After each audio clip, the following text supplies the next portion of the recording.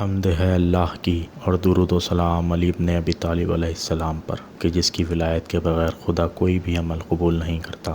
سوال کیا جاتا ہے کہ کیا جنت اور جہنم اس وقت بھی موجود ہیں، اور اگر ہیں تو کہاں ہیں؟ یہ سوال روایتوں کے اندر بھی پایا جاتا ہے، اور امام علیہ السلام نے اس کا جواب بھی دیا ہے کہ ہاں، جنت اور جہنم آج بھی موجود ہیں۔ رہی یہ بات کہ یہ دونوں مقام کہاں ہیں، تو روایت کے مطابق آپ نے اس طرح تعبیر فرمائی ہے کہ بہشت 7ویں آسمان کے اوپر اور جہنم زمین کے نیچے ہے۔